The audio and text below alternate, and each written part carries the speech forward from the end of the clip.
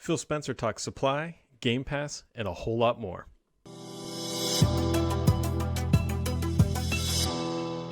Phil Spencer, a couple days ago, maybe even about a week ago, did an interview with Major Nelson, and it was sort of their end of the year wrap up. And honestly, given everything that was going on, I completely missed all of it. And so I've gone back through and pulled out some of the highlights. So if you don't want to listen to, I think it's about an hour long. It's a good conversation, and I will link to it down in the description below.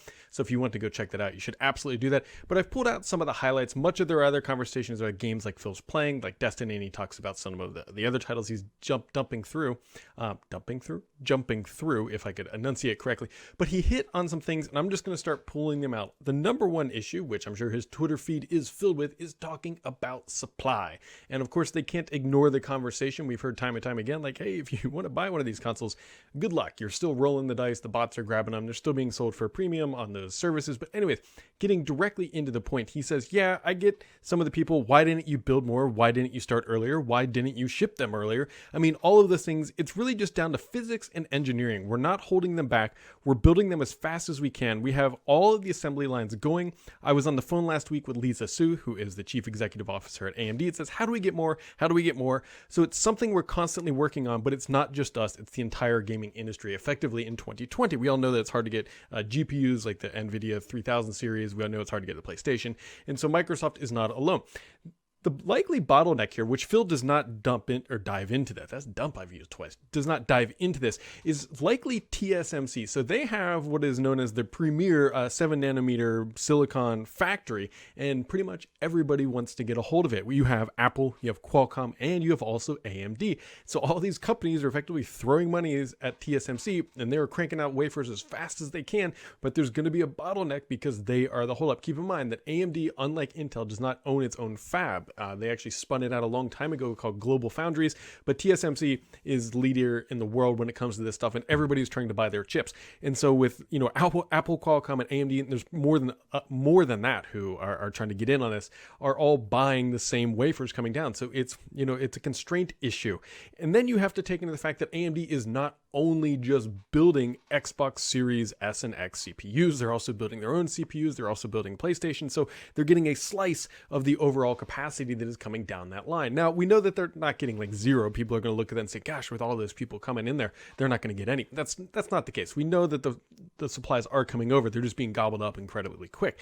But when you look at everybody trying to buy into that specific wafer line, it explains why there's such a back catalog or a back ordering issue with all of these high in demand products. So there will be some relief coming online, probably next year or this year, because 2021, Microsoft obviously expects capacity and constraint to alleviate sometime in the spring. Maybe I keep hearing April is potentially the target, but as of right now, that's not today. And so if you're still trying to grab one of these, it's going to be a while. And just know that Microsoft isn't sitting there artificially restricting supply. There were some crazy rumors that Microsoft was not putting things out to keep that demand artificially inflated. And I don't believe that is the issue at all. Now, the next thing he talks about here is Quick Resume. Now, Quick Resume is a little sore spot in my heart because I'm waiting for the December Xbox update to be released because it has been December and it didn't come out. Not surprisingly, it wasn't all that uncharacteristic for them not to release the update right around Christmas time because, again, everybody's away. And if there was an issue, nobody wanted to be triaging the stuff around the holidays. So that being said, Quick Resume should be getting patched. Now, you might be saying, but Brad, there are no issues with Quick Resume. Well, if you are on any of the insider program stuff for the Xbox, it's already patched. It's been patched since the alpha release. And so for those of us who are not, there's still some minor issues of just inconsistency. But that should be resolved here in the near future. But Phil says, we are not 100% yet. We know we still have work to do to get there. But I think even more than just individual load time, the ability to have multiple games in my carousel, so to speak. I know we have some requests on, I want to know what games are in Quick Resume Carousel to be able to boot. So what he's hinting at here is that features coming to the Xbox dashboard. Right now, you don't really know what games support Quick Resume, provided the feature works, until you launch. So what he's talking about here is creating a carousel so you can quickly hit a button or navigate to a pane and be like, look, these 5 games are in my carousel. I can instantly launch into them. Or what would be super nice is to just permanently load titles into that carousel. Because there might be titles that you might not come back to for a while, like a Need for Speed or something like that if they support it, and you just want it in there and working. And so it'd be nice if you had the option to permanently pin something into your carousel, quote unquote, for Quick Resume. So that he dives in a little bit about that. Series S. Here's an interesting one. Phil says, hey, in some instances, the Series S is actually faster than the Series X. Now, I know you're going to be thinking like, Brad, what the heck? But they use the same CPU. They use the same storage. The GPU is different. But what he's actually talking about here, when it comes to loading assets, right? 4K assets are massive. So the Series X has to do a lot more work to load a 4K asset. If you put a 4K TV next to a 1080p TV, and I bet you put the Series S next to the Series X on those devices, what he's saying is that some titles are actually going to load faster on the Series S than the X, which is just incredible. Phil talks a lot in this interview about how proud he is of what the Series S team has done, not only from a form factor, but just getting that price point down. The Series S has gotten very widely praised for its performance and its price point. I mean, it's hitting 60 frames per second on 1080p and most 1440p titles, and sometimes even 4K. And so there's a lot of horsepower in that little box at a really, really, I was going to say delicious price point, but a really low entry price point. So Phil really likes that box. He actually talks about how he uses that to game on a PC monitor, sometimes on Teams calls with Satya. So just keep that in mind. He also mentioned that Christmas Day was massive for the company. He didn't dive into specifically what was massive, but there's a couple things we can kind of pull out of this. Typically, that would mean something like Xbox activations, meaning consoles coming online, users online playing Xbox Live. I bet that was probably what he was referring to, is how many people were actually playing simultaneously on Christmas Day. Or it could also potentially mean market transactions, or potentially sign up for Game Pass, something like that. But whatever it was, he was very, very happy with the performance of the Xbox organization on Christmas Day. I don't remember too many major malfunctions of Xbox Live. You got to remember, there's a lot of consoles where people are pressing that button for the first time and it's downloading a lot of data, and they really got to free up those pipelines and have the server capacity to distribute all that. So just a little interesting factoid. On Game Pass in 2021, he says people are playing on PC, people are playing on console, people are playing on their phones and other devices. 2020 was an important year for the Game Pass team. The portfolio getting EA Play inside. But I think 2021 is going to be an incredible year when I look at the lineup of games coming and continued work to bring more and more people into the service. Interesting. I mean, there's obviously the big hint here about more popular titles coming to the platform. We already got the tease from the Game Pass Twitter account that looks like maybe Red Dead Redemption or something like that is going to be coming back. Obviously, the big one out here is what about Ubisoft titles? I think that's where everybody's leaning towards, which also makes just another interesting question of how far out are these deals actually signed for to bring games? Like, does Microsoft know what titles are going to be coming online in June? I don't really know that we'll ever learn that answer, because I'm sure it's like a variable timeline, but I'm curious like how far out on the horizon they know which titles are coming in. They obviously know when titles are leaving, but he also said that they're getting a lot of interest of people talking about wanting to bring their Game Passes or games to Game Pass only because it's seriously helping on the marketing effort.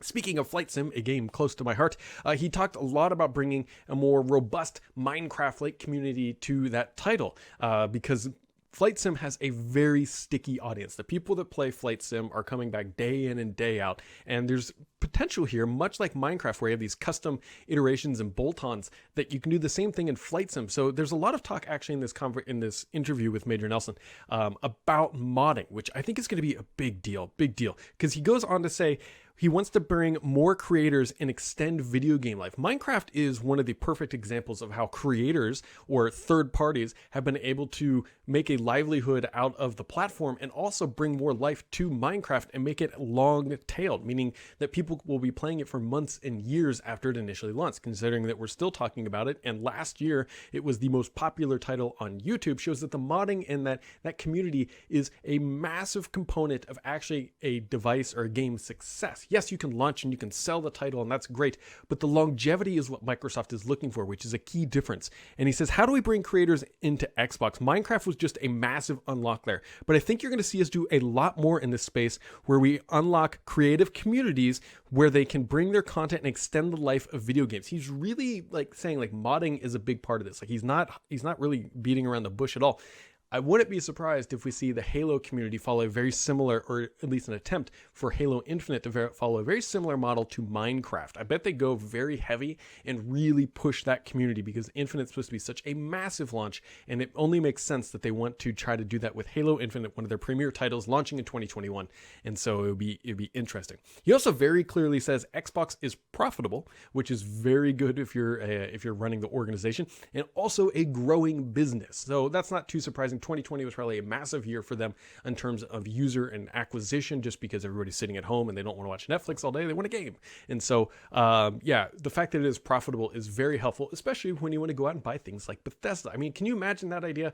They joke about it a little bit in the interview. You walk into the boardroom and CFO Amy Hood there, Satya there, and you go like, yeah, I got this idea and I need to borrow $7 billion to make it happen. And well, they did, because Xbox is growing and profitable, and we know that Xbox has a long-tailed future inside of Microsoft, so it's just another little interesting thing here.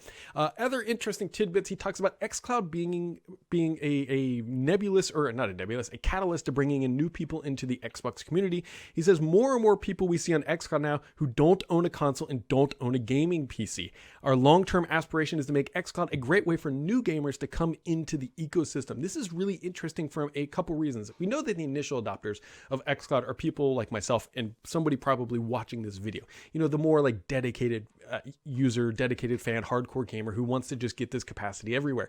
But then the flip side of that is that everybody has a quote unquote, most people have a smartphone. I know not everybody does. And those smartphones are more than likely capable of running xCloud. For Microsoft, this is a really frictionless way to get people into console style gaming, because all they have to do is, depending on the platform, download an app or install xCloud and they can be up and running. I bet that we see a marketing shift. I don't know exactly when, from Microsoft pushing this to like people like myself and you, trying to get you to adopt it and make you a sticky user, to just genuinely attracting new people to the platform who have never owned a console game. This is the massive market that Microsoft tries to keep going after, because we know that there's, I think it was like 1.3 billion-ish mobile gamers. And there was some flack last time I mentioned like mobile gamers being a completely different demographic than a hardcore gamer. And I tend to agree.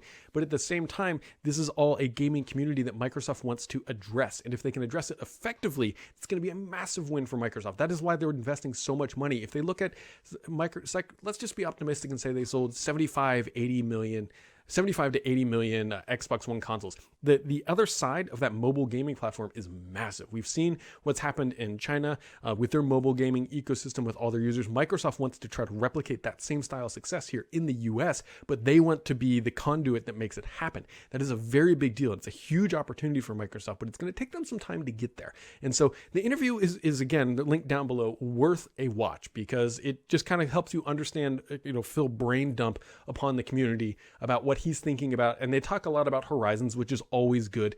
But like myself, we're very interested in what's happening the next, 12 months or so. But what's happening the next 12 months has probably been 24 months in the making. So just kind of keep that in mind. It's a really interesting interview. It was an interesting way for them to end the year. And that's sort of the digest of that conversation. Hit the subscribe.